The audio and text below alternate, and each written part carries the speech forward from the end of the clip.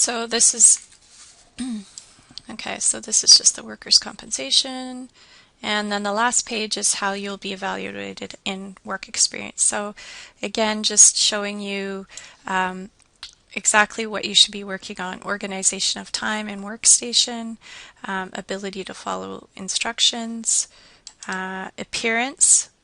Again, you need to come in with not necessarily interview attire, but you have to have a look around and see how people are dressed and who are working there, and use that as your guide. Make sure that you keep up with the level of dress that is accepted in the work in the placement, and that's actually a decent question to ask during an interview. What is allowed? What is the dress code? That's a great question to ask during your interview. Make sure that attendance is perfect, punctuality, making sure that you're there before your shift starts, dependability, making sure that you meet all of your obligations, meaning you finish your work on time and properly.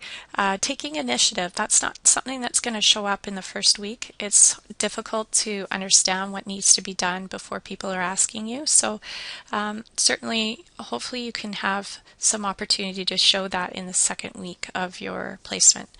And then again, showing progress. Hopefully, again, that's the second week that they're going to be evaluating that in you. Ability to get along with others, it's just straightforward. Cooperation, that's part of it. And quality of work, neat, accurate work beyond the required amount. So going above and beyond. And this is, this is for people that really want the job afterwards, and making sure that you're going to stand out and get an offer if you really like. And then, of course, they have to sign off. You sign off, and then this comes back to Ms. Sammartino in the Career Ed office. And this is accounts for a part of your mark for work experience. Not all of it, but part of it.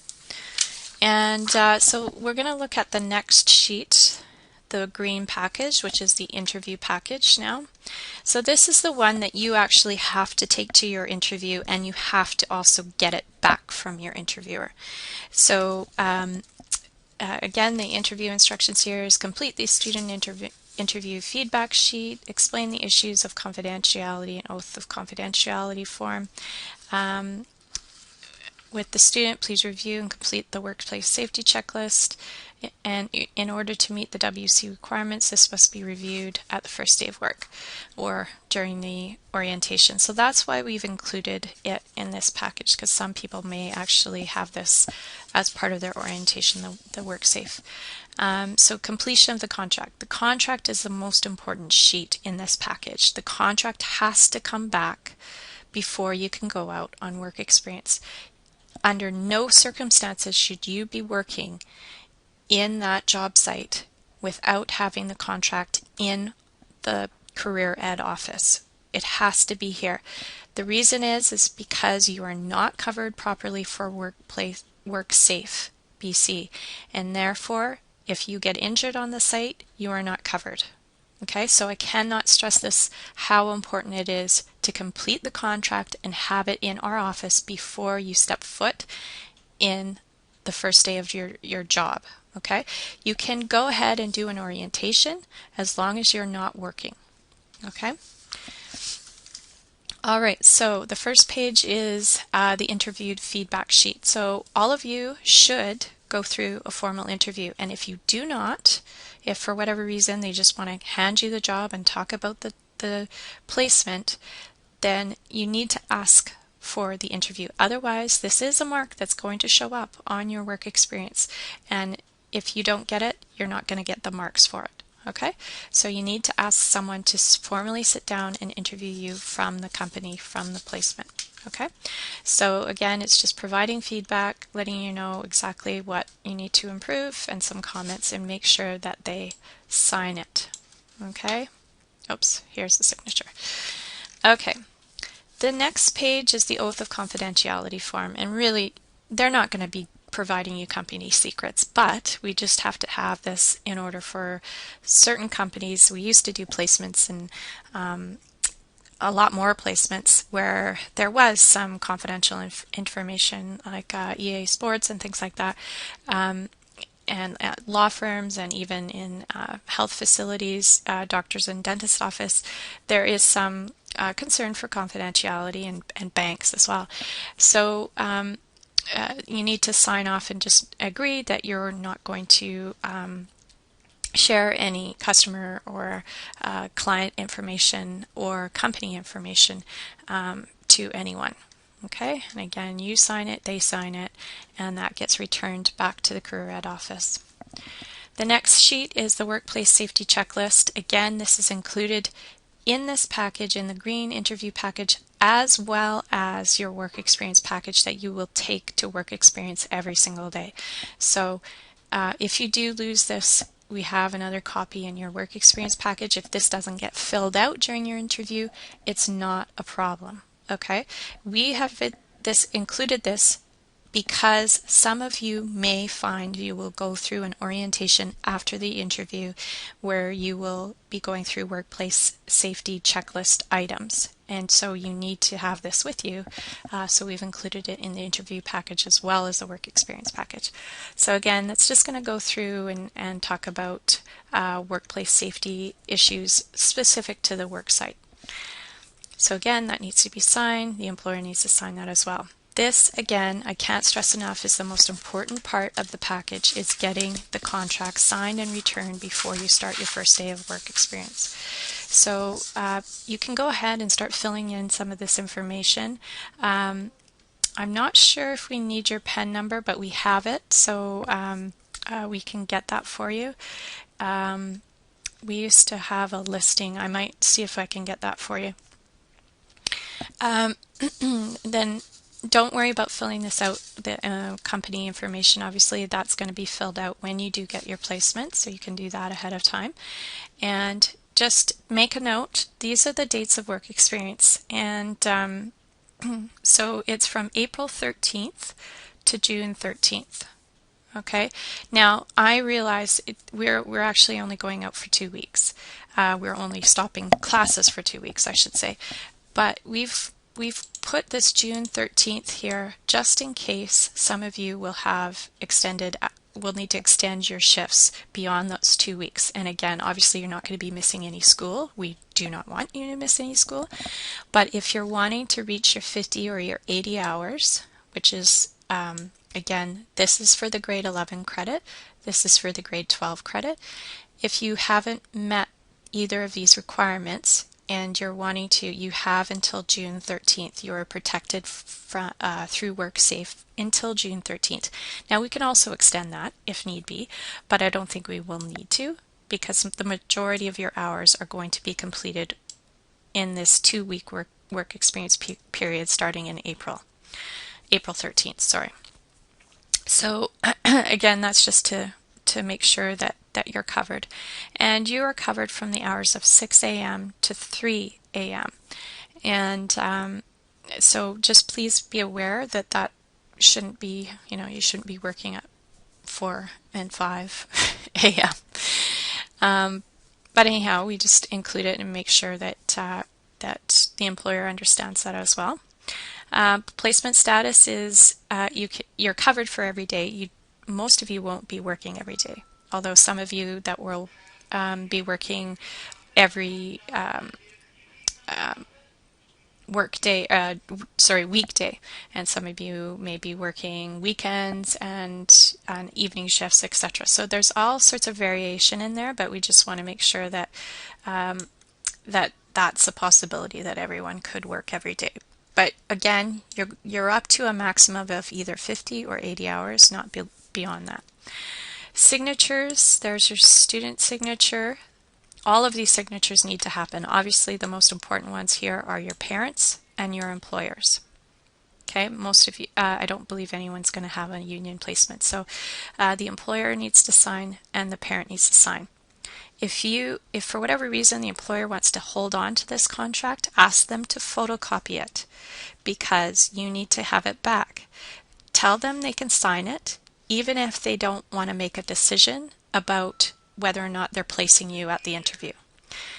So please just have them sign it, and if they decide that they don't want to place you at the placement, that's fine. They can just contact yourself or the career ad office and let them know that you did not receive the placement, but please have them sign that regardless. And photocopy it if they want to photocopy it, but you need to have this back to you, because otherwise you're going to have to make another trip to get this contract back before you start work experience.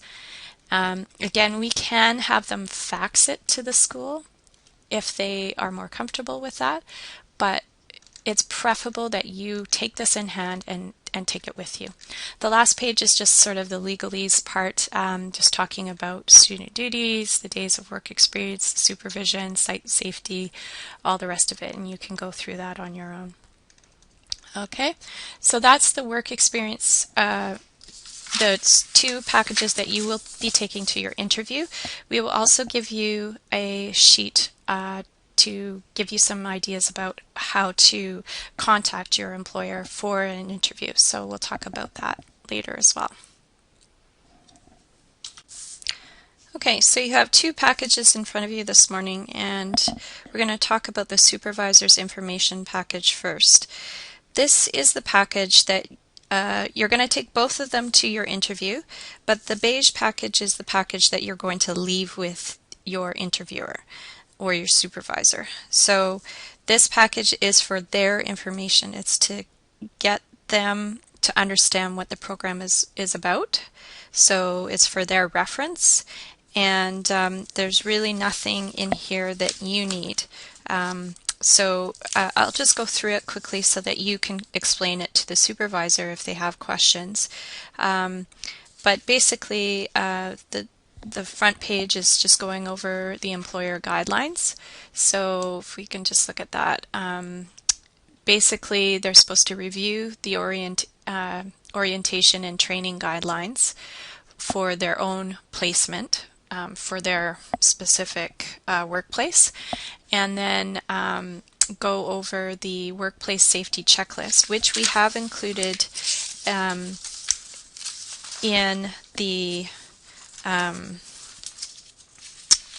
the other package, in the green package that you have. So the workplace safety checklist should be done either at the interview, at an orientation, or on the first shift that you have. So basically before you start working, you should be going through the workplace safety checklist. And again, this is, we let the employer know this so that they can make sure that they do that. And the employer safety or supervisor initials are required on the student timesheet, so that's just to let them know that they have to sign off on all of your hours that when you've completed them. And it doesn't have to be the person who interviewed you that does that. It can be anyone who happens to be supervising you on that shift.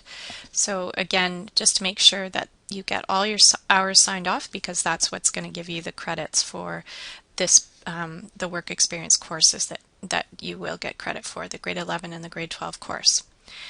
So it also indicates and lets them know that a teacher mentor will be assigned to you and to that placement, and